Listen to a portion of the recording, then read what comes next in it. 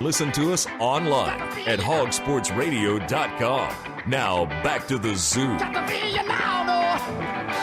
Welcome back to the program. I want to introduce the new Cricket Wireless, something to smile about. Introducing a new Cricket Wireless, no annual contracts, more coverage for less money. Now that is something to smile about. Cricket's network covers over 97% of Americans. Once again, that is something to smile about. Cricket has coverage that is available everywhere. 866-285-4005 is Cricket Wireless Hotline. Let's go straight to the phone lines as we welcome Stephen Barnett. He is the CEO of Hardwood Hoops Central. Stephen, thanks for joining us. Not a problem, guys. How are you? Pretty good, pretty good. I want to first start off with a couple of guys that a lot of Arkansas fans are familiar with because the fact that Mike Anderson and Arkansas are showing these guys a lot of interest. I want to first start with point guard Jimmy Witt. Tell us what you know about Jimmy Witt and how his game is going to translate to the next level. Well, I mean, you know what? If you look at the guards that Arkansas is actively recruiting right now, Witt is among those guys. And obviously the guys that they're really looking at are combo guards who can score on the ball, can play or can distribute on the ball, score off the ball. And Witt is exactly that. I mean, he's long, athletic, can score at all three levels, good handles, quick off the dribble, can finish, right at the rim. He's a good passer, good court vision. So he's a nice balance of scorer and distributor. And he was actually recently invited to the Penguins All-American camp. So hopefully that's going to be an event we're going to be at. So hopefully we'll be able to get some really good looks at him. But he's definitely a guard amongst the group that Arkansas has targeted that I'm the most intrigued with in terms of what he brings to the table. Of course, Arkansas lost out on in-state prospect Kayvon Allen, so it seems like if they can pick up a guy like Jimmy Witt in that 2015 class, then a lot of fans will be okay. Compare those two guards. Well, I mean, Kayvon Allen to me is more of an attacker and more of a score-first kind of guy. I mean, his ball handling is more of a weakness compared to Jimmy Witt. The strength is an area for both guys that need to continue to get better. But Allen is more of an attack mode guard. No matter where he is on the floor, you feel like he can basically get a bucket. So to me, Witt is more of a guy who can play on the ball and be more of that distributor type compared to Kayvon Allen, who I'd rather have play off the ball and be a scorer. Talking right now with Stephen Barnett. He joins us via the Cricket Wireless Hotline. Of course, a nationwide name is Malik Monk. He's definitely blown up here over the last, 10 to 12 months. What do you like about Monk's game, and how can you see him transitioning? Well, you know what? The thing that jumps out about him is he's just confident. I mean, he's one of those guys where he takes good shots, but he doesn't really sit there and think too much about, okay, should I take this? A lot of guys at the high school level, when they're dubbed as scorers or high-level scorers, sometimes they can be a little tentative in some games. Malik's not really doesn't tend to be that way. I mean, this is a guy who broke the scoring record at the EYBL, scoring 59 points in Sacramento a few weeks back. He goes 15 of 26 from the field, 19 of 23 from the free throw line, knocks down 10 three-pointers. This kid, I'll put it to you like this. If Arkansas can land a guy like that, and if Malik can basically upgrade his point guard skills in terms of being able to get into the lane and find teammates and do more of the distribution that's required of a point guard, he's going to be a really good addition for the Arkansas Razorbacks going forward. So that's the biggest question for me is, can he add the strength for one? For two, can he develop those point guard skills that are necessary for him to have, especially if he's going to stay at 6'3"? Now, if he shoots up to 6'4", 6'5", then it's not going to be as big of a deal. But if he stays at 6'3", he's definitely going to have those point guard skills that are going to be necessary. Of course, I'm a little biased being from the state of Arkansas, covering Malik Monk here when he plays his high school basketball. But as far as other guards out there, I mean, it's hard for me to believe that there's anybody else in the 2016 class at the guard position that's better than him. Am I far off? Am I right on? Where am I at in my assessments of Malik Monk? You know what? I'm right there with you. I mean, to me, I've seen him live, and I've just seen some of the development in his game, and to me, to have the scoring ability he has, he has a lot that you can just build on and be happy about. I mean, his athleticism he keeps continuing to develop. His athleticism is going to be NBA level. So, I mean, he's got the base and he's got the foundation that if you want to build on a guy like this, he's definitely got all the tools that you really want. So to me, the minute I saw him here in Orlando for nationals about a year and a couple months out, here in Orlando, and I just remember thinking to myself, like, God, I mean, this, and at the time, I think he was maybe a top 10 prospect. I don't even think he had cracked, the top 7, top 8, and I just thought to myself, this guy's not in the top 5, Right. So it's one of those things to me where he's, for a 2016 kid, he's definitely got all the tools and the things that you want, and it's just going to see that development in his game that'll really get people excited if he can add some things. Who are some of the bigs and some of the forwards that Arkansas is targeting in the 2015 class? Well, a guy that intrigues me, in terms of, I can't really call him a big, but a guy that intrigues me that I really like is a 6'7" small forward, D'Angelo Peerboy. He plays in Alabama, actually. But this is a guy that, to me, he's so versatile. He's a guy who can bring up the floor. He bring the ball up the floor, can run the break, can finish on the break. He's got great vision. He's an excellent playmaker. That's a guy that I don't think enough Arkansas fans are familiar with, and they need to get familiar with, especially if they're going to really target this guy. And I really think they should, because, I mean, he's an excellent playmaker. And then outside of that, I mean, talking about bigs, I mean, I know that they have targeted a guy like Daniel Giddens, who's one of the top prospects in Georgia.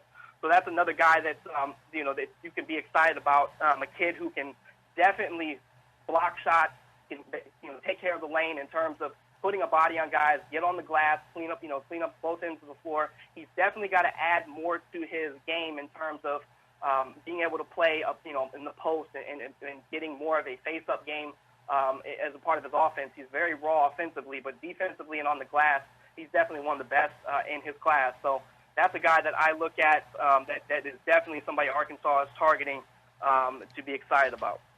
Oh, and then outside of that, as a 2016 prospect, I know they've targeted Dedrick Lawson as well, a kid that just transferred to Arlington Country Day down here in Jacksonville. So that's another kid that's nationally ranked that Arkansas has looked at to adding to their 2016 class.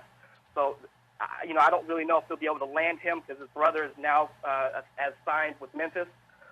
So that might end up being a kid that goes in that direction, but he's another guy that they have targeted. You're in the business of assessing high school basketball players. Do you feel like rankings matter? No. I actually, you know what, to be honest with you, at the end of the day, they're for fans and they're for clicks for websites. I mean, just to be blatantly honest. I don't do them on my website because at the end of the day, you always end up leaving somebody out or in a lot of people's opinions, misranking somebody or ranking somebody too high, too low, and people get upset about that. And so I don't really play the politics that are behind rankings. And I'm not suggesting other sources do, but at the end of the day, there's just too much that goes into it. And to me, unless you can give me concrete reason why this guy is definitely going to be better than this guy if I put them on the court, I don't really buy into it because at the end of the day, you have to still go out and play the game. So if you go out and you've got the number 1 ranked player and the number 5 ranked player in the country on the same floor, am I to assume that the best player in the country is automatically going to outplay you? Good point. I don't know. You might have just broken up with your girlfriend and come out and you shoot a bad game. And now people are looking at you. I remember watching a game where Andrew Wiggins was playing, and he only had like maybe 20 points up into the third quarter, and some guy was like, and this guy's supposed to be the next LeBron James? So, I mean, you got so many people that have high expectations when they associate a number to a guy's name, and I just think it's unfair, and it's just not needed at the high school level. Stephen Barnett is our guest. He is the CEO of Hardwood Hoops Central. He joins us via the Cricket Wireless hotline. Let's transition to the 2014 that Mike Anderson is bringing in here to Arkansas. How do you think that class is going to impact Arkansas, specifically their chances of making the NCAA tournament? You know what? To be honest with you, there is one area of concerns that I have, and that area is basically how they address being able to rebound the basketball. Because last year, the biggest thing for me was when I looked at their close games last year, and I looked at why should rebounding be a big thing for Arkansas. Well, I'll tell you, in their 12 losses last season, they lost by a combined of a total of 107 points. But in those same games, they're also out-rebounded by a total of 107 rebounds. So what do rebounds result into? If you can rebound the ball, you can control the glass, you can control the tempo of the game, you can get extra possessions, you can prevent extra possessions for your opponent. So that's an area for me that I feel like is a real growth area for them. And I understand, they obviously have Trey Thompson in the fold. And that's a kid who has a huge body, big body prospect. He knows how to use his size to be an asset on either end of the floor, plays big, even bigger than what his size is. So he'll be an asset in that regard. But talking to other scouts that I've seen or I've talked to that have seen him, he has to be more of an assertive rebounder, and I'm sure that's going to be something that Arkansas' coaching staff will address with him, especially since that's an area of need for the program. But then you also look at what they lost from last year coming into this year. They lost four senior guards, and now they're adding guys like Nick Babb, who's a combo guard out of Arlington, Texas, and they're also adding Anton Beard, who's a top 100 ESPN guard. Anton Beard, when we were talking about earlier about combo guards, this guy is the ultimate combo guard in terms of what he brings. Great build, plays tough, can score at all three levels. He's an excellent floor general and then an excellent scorer. So he's going to be a great upgrade for them. And then you look at the addition of Keaton Miles coming in, being a transfer from West Virginia.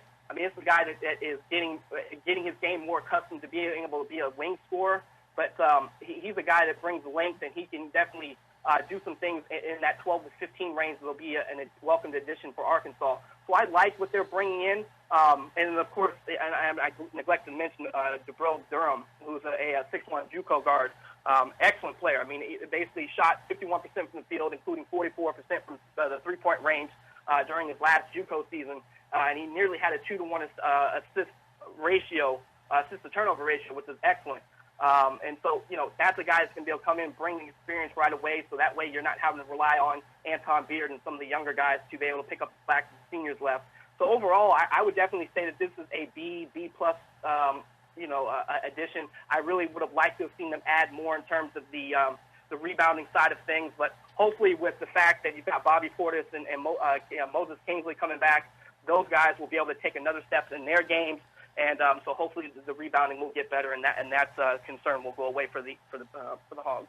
I'm really intrigued by Nick Babb because I can see him playing multiple positions. And I think now, not necessarily next year, but I think when he finally develops and he gets it together, he's long, he's very athletic. What position do you see him feeling most comfortable with fitting in next season? Because I know for his high school team, he played some point guard. I've seen him play some shooting guard. I've seen him play small forward. What position do you think he fits Nick Babb right away? Well, because you've got Jabril Durham and you've got Anton Beard, I think you can go ahead and slide Nick Babb over to the two. He's suited to be off the ball because of his ability to score, but he has the point guard skills to be an extra ball handler and bring a guy up, bring the ball up the floor. He can see the floor well and makes good decisions. So, he's got the point guard skills, but I think his just natural instincts are to score. So I think, based on what you're bringing in with Beard and what you're bringing in with Durham, you don't necessarily need Nick Babb to be a point guard. You can go ahead and let him use his instincts to be a scorer and let him be off the ball. Whenever you're looking at Anton Beard, compare him to a current college point guard or to a college point guard that you've seen come through over the last couple of years, because when discussing him, I get contrasting information. I get everything from he's going to be the next best, point guard to he's going to be a bust and everything in between. So in your opinion, compare him to a point guard that's played on the college level that we've recently seen. Well, to be honest with you, I don't really do the comparison. Okay. And I'll tell you why. It kind of goes back to the whole, putting unfair expectations on guys, because then that's where you get the mindset of, okay, well, this is what we're expecting when this guy comes in. So I think for his sake, it's like, look, he's an excellent guard, point blank period. So he's going to be a guy that if you can let him come in and do what he does, he'll contribute. So whether or not he's going to be a bust, that's neither here nor there. You got to let these guys hit the court and actually produce and show what they can do before you sit there and say, well, he's the next this or he's the next that or he's a bust. Because, again, those things, along with rankings, just end up, really putting unfair expectations on guys. And it just ends up, raising more questions and doubts than it does, really setting them up for success. So I don't really mean to be vague with the question, but in terms of really just comparing him, I can't really think of anybody to compare him to be honest. But then on top of that, even if I could, I just think it's kind of unfair to the guy.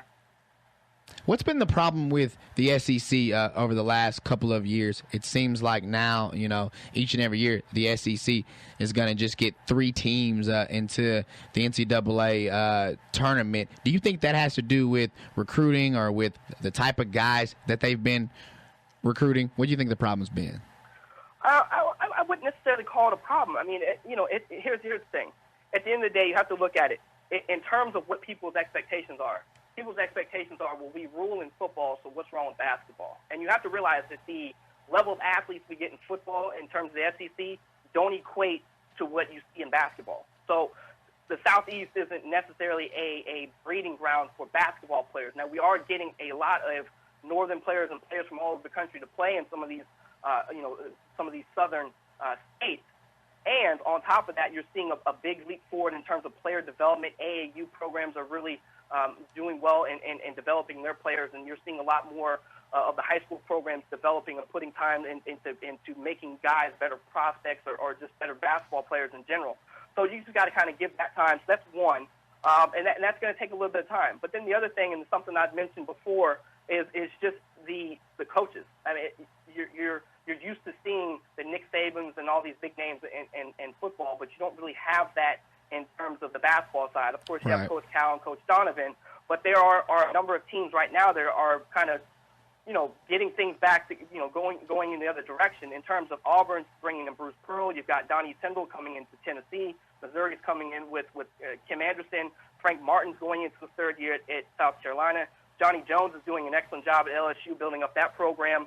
And Mike Anderson, he's going into his second season. So, I mean, there's a lot of potential in the SEC. I'll say that because at the end of the day, what kids respond to or wins, they respond to how your program is perceived nationally, how they, are you making it into the tournament? Are you making those runs? Because the part of the presentation, if you will, is making the leaps into the NCAAs, not the NITs, but the NCAAs, and making that run to basically show recruits that, hey, we're building something here, and you can be a part of that, and that's exciting for a lot of recruits. And that brings me to the third thing, is that players, at the end of the day, notice winning, flat out. I mean, you look at what Florida Gulf Coast was able to do in their NCAA run. Good point. Now, living in Florida, I can tell you that their recruiting has picked up tremendously, and it's because they were able to make that run. So as long as some of these programs are able to turn things around and do it with the players they've got, and you've got some pretty good recruiting classes coming in for some of these teams, for the SEC teams, and just going forward in general. So just give it a little bit of time. I honestly have put maybe a 2 to 3 year window on it before you'll really start to see a consistent maybe 5 teams, maybe even possibly 6, depending on some of these teams and how they turn it around. But I think next year you will see a definite step forward. Arkansas is definitely a team that's coming up through the pipeline. LSU is definitely coming up through the pipeline. So, just give it a little bit more time, and you'll see the results for sure. One of those SEC teams that has, a top recruiting class coming in, always has a top recruiting class coming in, is Kentucky. Do you think that the whole one and done is killing the college basketball game?